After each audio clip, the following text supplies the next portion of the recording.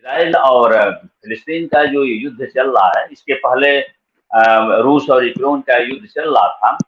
दरअसल ये बहुत ही चिंता का विषय है। मैं जहां तक इस चीज को देख पा रहा हूँ, दुनिया वाकई एक बारूद के ढेर पर खड़ी है। और मुझे ऐसा लगता है कि इस बारूद के ढेर से दुनिया को उबारने के लिए जो भी दुनिया के बारे में, मानवता के बारे में सच्चे दिल से सोचते हैं, उनको पहल करनी चाहिए। दरअसल जब सोवियत यूनियन बिखरा, तो कहा गया कि इतिहास का अंत हो गया और पूंजीवाद अपनी पूरी जो भी उसका घोड़ा है सर पर दौड़ेगा, कहीं कुछ उसे नहीं होगा। लेकिन ऐसा हुआ नहीं।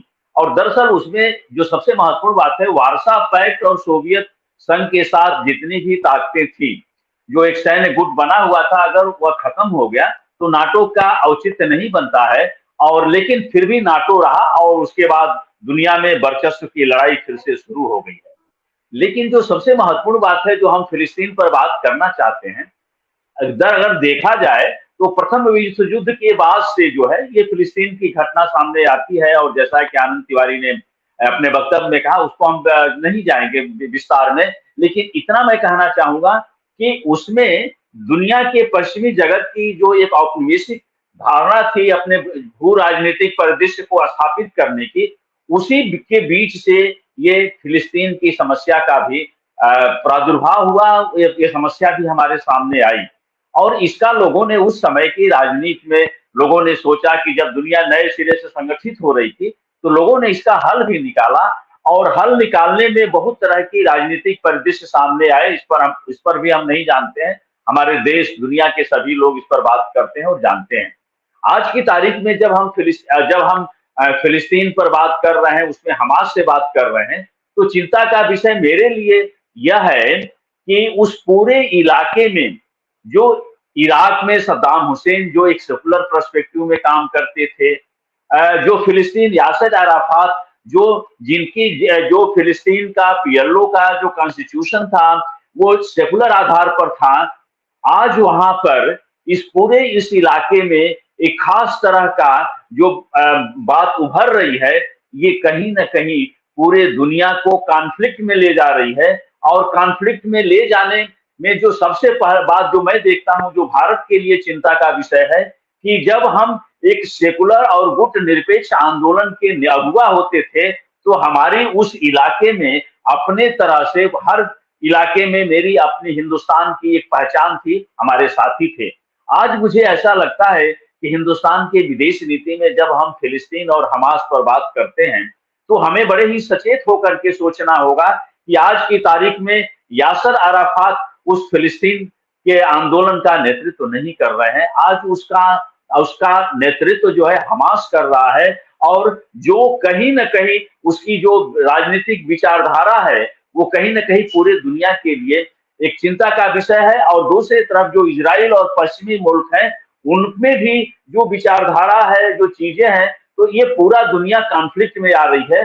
जो कि गुट निरपेक्ष आंदोलन के समय में अगर आप देखेंगे तो मिस्र में थे और हमारे पीएलओ में यासिर अराफात थे, सद्दाम हुसैन थे, ईरान के साथ भी हमारे अच्छे संबंध थे। तो भारत की विदेश नीति उस इलाके में एक संतुलन स्थापित करती थी। और पश्चिमी मुल्क जो उस इलाके में अपना वर्चस्व फैला रहे थे, उसको भी रोका जाता था। और सोवियत यूनियन की उसमें भूमिका एक बहुत ही महत्वपूर्ण हो जाती थी। दरअसल 1993-94 के बाद से जो दुनिया के पैमाने पर जो हंटिंगटन की थियरी आई, क्लैशेज ऑफ सिविलाइजेशन, मैं कहीं देखता हूं कि कहीं ऐसा ना हो कि यह जो है क्लैशेज ऑफ सिविलाइजेशन की तरफ दुनिया बढ़ जाए और युद्ध में पूरी दुनिया का बहुत ही बड़े पैमाने पर नुकसान हो। यह मेरे चिंता का विषय है।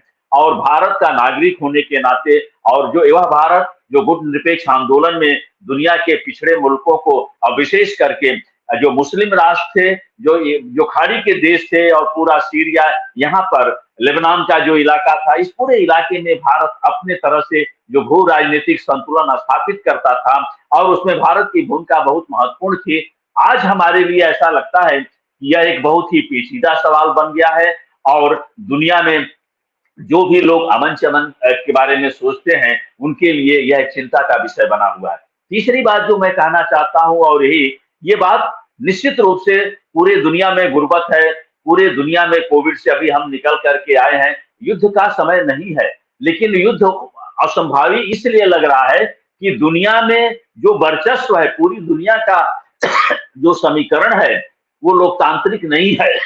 इस पूरे दुनिया में जो जो वर्चस्व की लड़ाई चल रही है, उसमें संयुक्त राष्ट्र संघ भी अपनी भूमिका निभा पाने में, जो पहले निभाता था उस तरह की भूमिका निभा पाने में संयुक्त राष्ट्र संघ भी कहीं न कहीं विफल हो साबित हो रहा है। और दुनिया के पैमाने पर जो शांतिकामी ताकतें थी, जो सेकुलर ताकतें थी, जो दुनिया में, और जो एक सोवियत यूनियन की जो भूमिका बनती थी, जो पश्चिम के और विशेष करके पूंजीवादी मुल्कों को रोकता था, ये सारी चीजें आज कहीं हमें लगता है कि एक बड़े ही चुनौती के बीच में फंसी हुई हैं।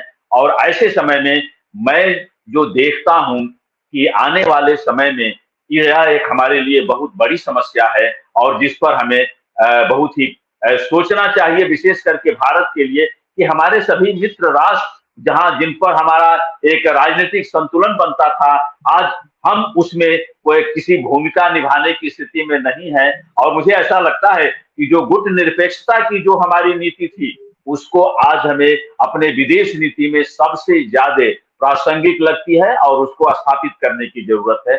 मैं अपना वक्तव्य कुछ इसी तरह से इसमें देना चाहता हूं, और फिर इस बहस को आगे और बढ़ाया जा सकता है। धन्यवाद।